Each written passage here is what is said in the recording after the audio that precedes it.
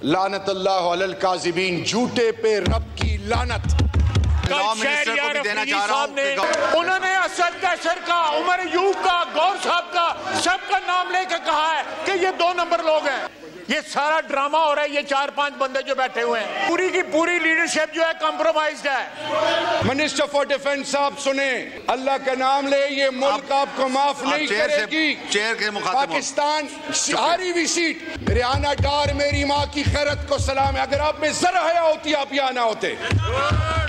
जी ख्वाजा आसिफ साहब का माइक खोलें। जी गवर्नमेंट, मैं लॉ मिनिस्टर को भी देना चाह रहा हूं कि गवर्नमेंट का वर्जन इनको डिफाइन किया है चारों के चारों को। ये कहते हैं 2 नंबर लोग हैं, उन्होंने कहा है।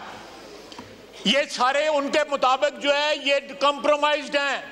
ये सारा ड्रामा हो रहा है। ये 4-5 बंदे जो बैठे हुए हैं, ये शहरयार अफरीदी साहब ने कहा है, मैं नहीं कह रहा। शहरयार अफरीदी साहब ने कल कहा है। आप उनका रिकॉर्ड निकाल के देख लें। ये पूरी की पूरी लीडरशिप जो है कॉम्प्रोमाइज्ड है। अब एक और खड़े हो गए, आप मुकर जाएंगे। उन्होंने इनका नाम लिया है, जनाब डेप्टी स्पीकर, इनका नाम लिया है उन्होंने असद कैसर का, उमर अयूब का, गौर साहब का, सबका नाम लेकर कहा है कि ये 2 नंबर लोग हैं। शहरयार अफरीदी साहब का माइक खोलें।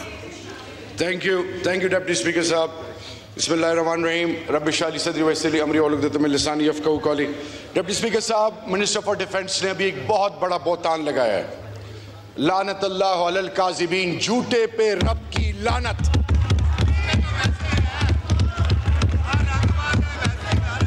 सफेद, अल्लाह कहते हैं, अल्लाह रब्बुल इज़्ज़त फरमाते हैं कि सफेद बाल से मैं हया करता हूँ।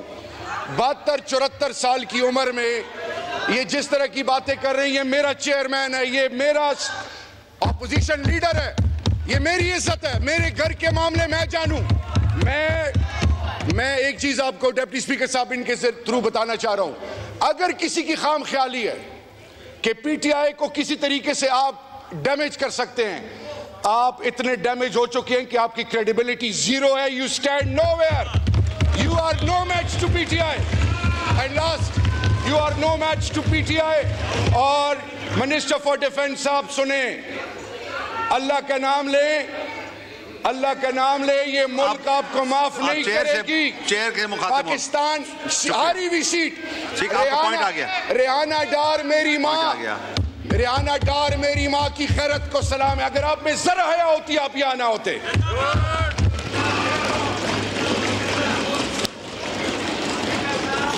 सुप्रीम कोर्ट में एक जजमेंट आई और पूरी सुप्रीम कोर्ट बैठ गई वो मिलिट्री ट्रायल्स को देखने के लिए। उसी वक्त पैरामीटर्स तय हो गए थे कि मिलिट्री ऑपरेशन के लिए पैरामीटर्स रखे जाएंगे।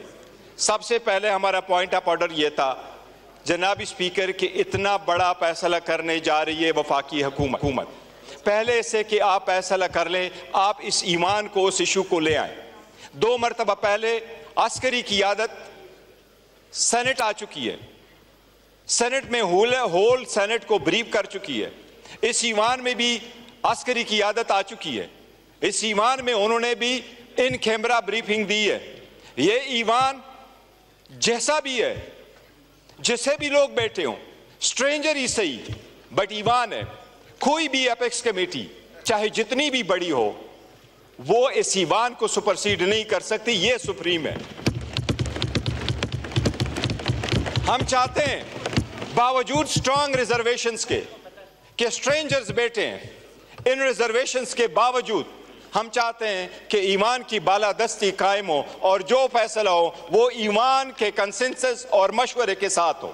इसलिए हम मुतालबा करते हैं, पॉइंट ऑफ ऑर्डर रखा है कि वफाकी हुकूमत जो रोज आती है, जिसने किसी भी पॉइंट पे भी इस पार्लियामान को इत्मीनान में नहीं लिया, चाहे वो बैरूनी मुमालिक के सरबराहान का विजिट हो, चाहे वो सऊदीया हो, चाहे वो ईरान हो, कोई भी, इस मरतबा हम चाहिए मुतालबा कर रहे हैं कि वही क़ियादत दोबारा आके इस पार्लियामान को इन कैमरा ब्रीफिंग दे और उसके बाद में कार्रवाई हो, और जो कार्रवाई हो वो ईमान के मशवरे के साथ हो। उसके बाद अब आते हैं जो जनाब स्पीकर इस रिजोल्यूशन पे। ये रिजोल्यूशन हमें दिखाया गया, साथ बैठा हुआ है। मैंने उनको ये कहा मैं एक पॉइंट ऑफ ऑर्डर रेस करना चाह रहा हूँ। जनाबी स्पीकर, कुछ ऐसे वेबसाइट है जिसमें तौहीनी रिसालत हो रोजाना, कुछ ऐसे वेबसाइट है मैंने इनको कहा कि मैं इवन मुनासिब भी नहीं समझता कि मैं उस वेबसाइट की नाम ले लूं, क्योंकि अगर मैं उसकी नाम ले लूं तो उसके साथ दोबारा उसकी लोग लॉग इन करेंगे। तो मैंने इनको कहा कि ये एक मसला है, मैं उनको चाहता हूं कि आप उनकी कार्रवाई कर लें। जो लोग तौहीनी रिसालत के मुल्जिम ठहराए जाते हैं, जिन पे इल्ज़ाम लगाया जाता है, बराए मेहरबानी ये सुबह के बजाय अपने हाथ में ले ले, क्योंकि सुबह अगर FIR दर्ज भी कर ले तो वो फिर भी डिपेंडेंट होता है FIA पे, वफाकी हुकूमत पे। ये मसला वफाक का है, ताकि इस तरीके से मैकेनिज्म निकाले। दूसरा, मैंने इनको ये कहा कि ये पर्सन स्पेसिफिक क्यों करते हो? आप कहते हैं किसी अवाम का लोगों की लिंचिंग ना करे। मैंने कहा इसमें ऐड करो कि कोई इदारा भी हमारा रोजाना लिंचिंग ना करे। मैंने कहा एक बंदे की लिंचिंग पे असेंबली रिजोल्यूशन पास कर रही है, हमारी भी तो रोजाना लिंचिंग हो रही है। इसीलिए मैंने इनको कहा इसको रोक ले, इसको रोक ले, पूरा ईवान आने दे। यही उन्होंने कमिट किया। This is not the first time जनाब स्पीकर, हम यही कोशिश कर रहे हैं ईवान चले। हम कोशिश कर रहे हैं कि कोई बात हो तो अवामी तहफ़्फ़ुज़ की बात हो, अवामी मुफाद की बात हो। लेकिन मैंने इनको कहा, और यही उन्होंने वादा किया कि ईवान के आखिर में उठाएंगे, और मैंने कहा हमारी सारी पार्टी आ जाएगी, हम डिस्कस कर लेंगे। पहले भी अगर कोई नेशनल मसला है, क्यों सीपेक पाकिस्तान का मसला था, हम बैठे नहीं, सीपेट में हमारा बंदा गया नहीं। हम तो फ्लोर पे कह चुके थे कि अगर पाकिस्तान दोस्त ममालिक के लोग आ गए तो हम जाएंगे। हम पाकिस्तान दोस्त है, दुश्मन नहीं। लेकिन ये हमारा पॉइंट ऑफ ऑर्डर था, हम उनको कर रहे थे, ये पर्सन स्पेसिफिक कर रहे थे, जिसका हमने कहा था हम उसको अपोज कर रहे हैं। जनाब स्पीकर, हमारा पॉइंट ऑफ ऑर्डर अभी भी यही है। इस पे आपने जरूर इनकी तवज्जो दिलानी है। हम जवाब के उनके मुंतजर है ये मिलिट्री ऑपरेशन पे।